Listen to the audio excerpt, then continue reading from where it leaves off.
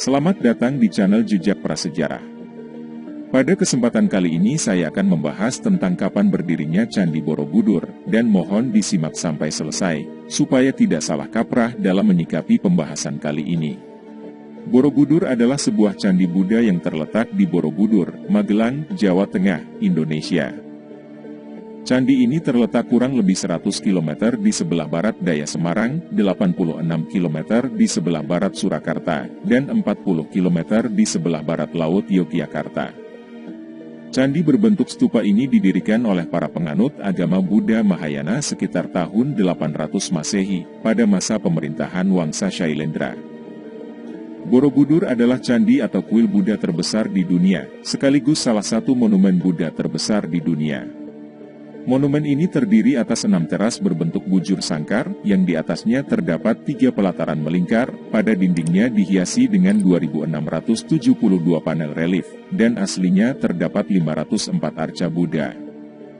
Borobudur memiliki koleksi relief Buddha terlengkap dan terbanyak di dunia. Stupa utama terbesar terletak di tengah, sekaligus memahkotai bangunan ini, dikelilingi oleh 3 barisan melingkar 72 stupa berlubang, yang di dalamnya terdapat arca Buddha tengah duduk bersila, dalam posisi teratai sempurna dengan mudra, sikap tangan, Dharma Cakra Mudra, memutar roda Dharma. Monumen ini merupakan model alam semesta, dan dibangun sebagai tempat suci untuk memuliakan Buddha, sekaligus berfungsi sebagai tempat ziarah, untuk menuntun umat manusia, beralih dari alam nafsu duniawi, menuju pencerahan, dan kebijaksanaan sesuai ajaran Buddha. Peziarah masuk melalui sisi timur, dan memulai ritual di dasar candi, dengan berjalan melingkari bangunan suci ini searah jarum jam, sambil terus naik ke undakan berikutnya, melalui 3 tingkatan ranah dalam kosmologi Buddha. Ketiga tingkatan itu adalah Kama Dhatu, yaitu ranah hawa nafsu, Rupa Dhatu, yaitu ranah berwujud, dan Arupa Dhatu, yaitu ranah tak berwujud. Menurut bukti-bukti sejarah, Borobudur ditinggalkan pada abad ke-14, seiring melemahnya pengaruh kerajaan Hindu dan Buddha di Jawa, serta mulai masuknya pengaruh Islam. Dunia mulai menyadari keberadaan bangunan ini sejak ditemukan 1814 oleh Sir Thomas Stamford Raffles, yang saat itu menjabat sebagai Gubernur Jenderal Inggris atas Jawa. Sejak saat itu Borobudur telah mengalami serangkaian upaya penyelamatan dan pemugaran perbaikan kembali. Proyek pemugaran terbesar digelar pada kurun waktu 1975 hingga 1982, atas upaya pemerintah Republik Indonesia dan UNESCO, kemudian situs bersejarah ini masuk dalam daftar situs warisan dunia. Borobudur kini masih digunakan sebagai tempat ziarah keagamaan. Tiap tahun umat Buddha yang datang dari seluruh Indonesia dan mancanegara berkumpul di Borobudur untuk memperingati Trisuci Waisak. Dalam dunia pariwisata, Borobudur adalah objek wisata tunggal di Indonesia yang paling banyak dikunjungi wisatawan. Dalam bahasa Indonesia, bangunan keagamaan purbakala disebut candi. Istilah candi juga digunakan secara lebih luas untuk merujuk kepada semua bangunan purbakala yang berasal dari masa Hindu-Buddha di Nusantara, misalnya gerbang, gapura, dan petirtaan, kolam dan pancuran pemandian. Asal mula nama Borobudur tidak jelas, meskipun memang nama asli dari kebanyakan candi di Indonesia tidak diketahui. Nama Borobudur pertama kali ditulis dalam buku Sejarah Pulau Jawa, karya Sir Thomas Stamford Raffles. Raffles menulis mengenai monumen bernama Borobudur, akan tetapi tidak ada dokumen yang lebih tua yang menyebutkan nama yang sama persis. Satu-satunya naskah Jawa kuno yang memberi petunjuk mengenai adanya bangunan suci Buddha yang mungkin merujuk kepada Borobudur adalah Nagara Kretagama yang ditulis oleh Empu Prapanca pada 1365. Banyak teori yang berusaha menjelaskan nama candi ini. Salah satunya menyatakan bahwa nama ini kemungkinan berasal dari kata Sambara Budara, yaitu artinya gunung Budara, di mana di lereng-lerengnya terletak teras-teras, dan selain itu terdapat beberapa etimologi rakyat lainnya. Misalkan kata Borobudur berasal dari ucapan para Buddha, yang karena pergeseran bunyi menjadi Borobudur. Penjelasan lainnya yaitu bahwa nama ini berasal dari 2 kata bara dan beduhur.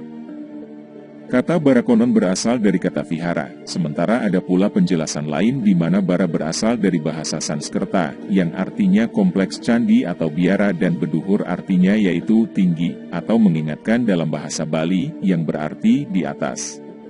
Jadi Candi Borobudur maksudnya yaitu sebuah biara atau asrama yang berada di tanah tinggi.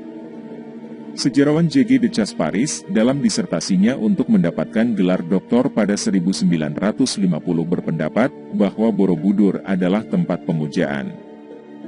Berdasarkan prasasti Karangtengah dan Tritepusan, Casparis memperkirakan pendiri Borobudur adalah Raja Mataram dari Wangsa Shailendra, bernama Samaratungga, yang melakukan pembangunan sekitar tahun 824 Masehi.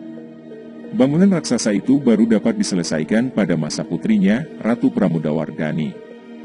Pembangunan Borobudur diperkirakan memakan waktu setengah abad.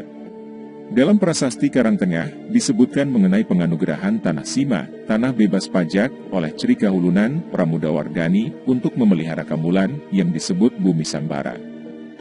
Istilah Kamulan sendiri berasal dari kata mula yang berarti tempat asal muasal, bangunan suci untuk memuliakan leluhur, kemungkinan leluhur dari Wangsa Shailendra. Casparis memperkirakan bahwa Bumi Sambara Budhara, dalam bahasa Sanskerta yang berarti Bukit Himpunan Kebajikan 10 Tingkatan Bodhisatwa, adalah nama asli Borobudur. Menurut legenda Jawa, daerah yang dikenal sebagai dataran kedua adalah tempat yang dianggap suci dalam kepercayaan Jawa dan disanjung sebagai Taman Pulau Jawa karena keindahan alam dan kesuburan tanahnya. Selain Borobudur, terdapat beberapa candi Buddha dan Hindu di kawasan ini. Pada masa penemuan dan pemugaran di awal abad ke-20, ditemukan candi Buddha lainnya yaitu Candi Mendut dan Candi Pawon yang terbujur membentang dalam satu garis lurus.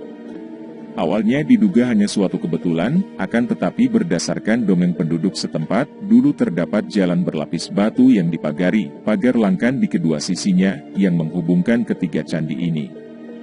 Tidak ditemukan bukti fisik adanya jalan raya beralas batu, dan berpagar dan mungkin ini hanya dongeng belaka, akan tetapi para pakar menduga memang ada kesatuan perlambang dari ketiga candi ini.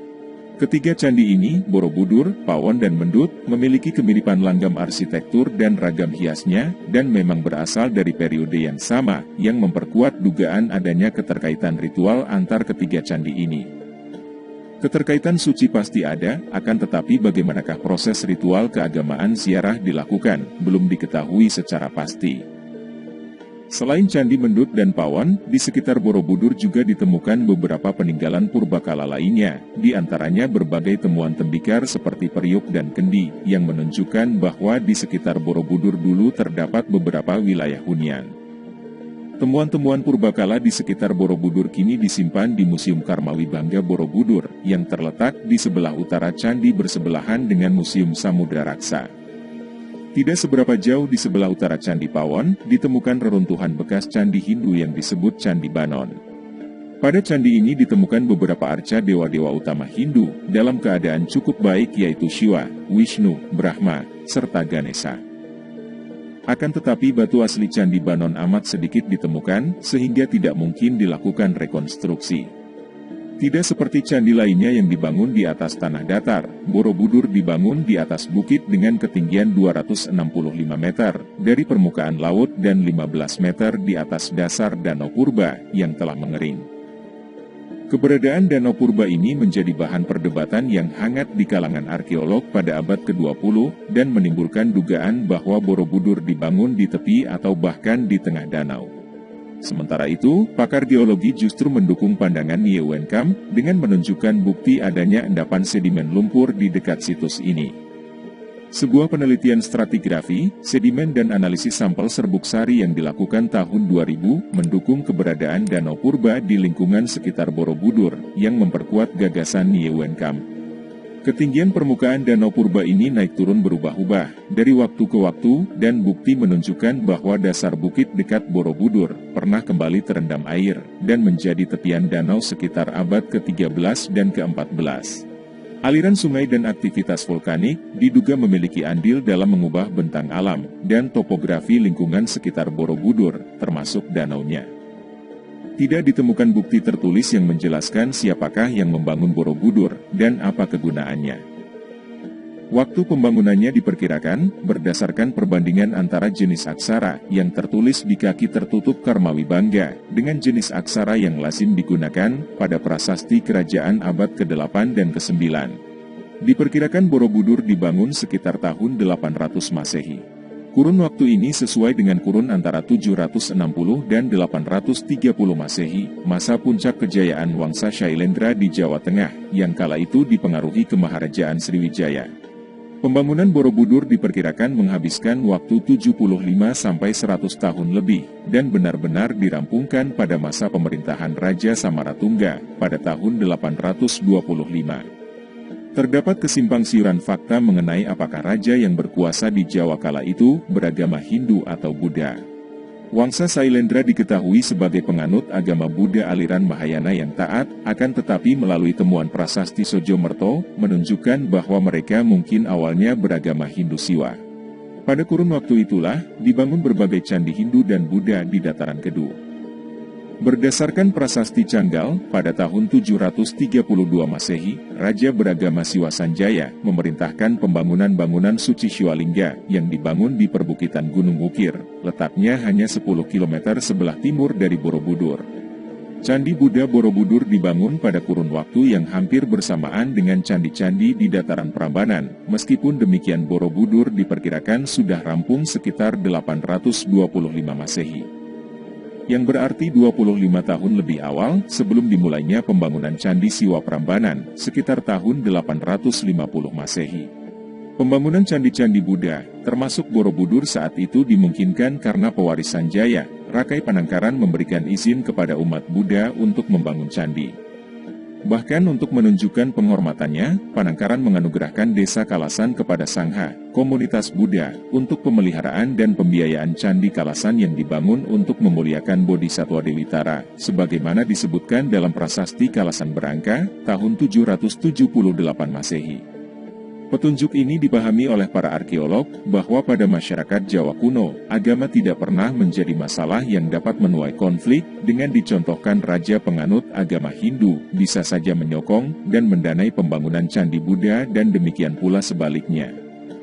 Akan tetapi, diduga terdapat persaingan antara dua wangsa kerajaan pada masa itu, Wangsa Shailendra yang menganut Buddha, dan Wangsa Sanjaya yang memuja Siwa yang kemudian Wangsa Sanjaya memenangi pertempuran, pada tahun 856 di perbukitan Ratu Boko. Ketidakjelasan juga timbul mengenai Candi Roro Jonggrang di Prambanan, candi megah yang dipercaya dibangun oleh sang pemenang Rakai Pikatan, sebagai jawaban Wangsa Sanjaya untuk menyaingi kemegahan Borobudur, milik Wangsa Shailendra. Akan tetapi banyak pihak percaya bahwa terdapat suasana toleransi dan kebersamaan yang penuh kedamaian antara kedua wangsa ini, yaitu pihak Shailendra juga terlibat dalam pembangunan Candi Siwa di Prambanan. Borobudur tersembunyi dan telantar selama berabad-abad, terkubur di bawah lapisan tanah dan debu vulkanik yang kemudian ditumbuhi pohon dan semak belukar, sehingga Borobudur kala itu benar-benar menyerupai bukit. Alasan sesungguhnya penyebab Borobudur ditinggalkan, hingga kini masih belum diketahui. Borobudur kembali menarik perhatian pada tahun 1885 ketika Yerman, Ketua Masyarakat Arkeologi di Yogyakarta, menemukan kaki tersembunyi. Penemuan ini mendorong pemerintah Hindia Belanda untuk mengambil langkah menjaga kelestarian monumen ini. Setelah pemugaran besar-besaran pada 1973 yang didukung oleh UNESCO, Borobudur kembali menjadi pusat keagamaan dan ziarah agama Buddha. Candi Borobudur merupakan mahakarya seni rupa Buddha Indonesia, sebagai contoh puncak pencapaian keselarasan teknik arsitektur dan estetika seni rupa Buddha di Jawa. Bangunan ini diilhami gagasan Dharma dari India, antara lain stupa dan mandala, tetapi dipercaya juga merupakan kelanjutan unsur lokal. Struktur megalitik punden berundak atau piramida bertingkat yang ditemukan dari periode prasejarah Indonesia, sebagai perpaduan antara pemujaan leluhur asli Indonesia dan perjuangan mencapai nirwana dalam ajaran Buddha. Begitulah sedikit penjelasan singkat kali ini tentang berdirinya Candi Borobudur. Namun bagaimanapun juga, pembahasan kali ini jangan dijadikan pedoman yang benar-benar merujuk pada kebenaran berdirinya candi tersebut.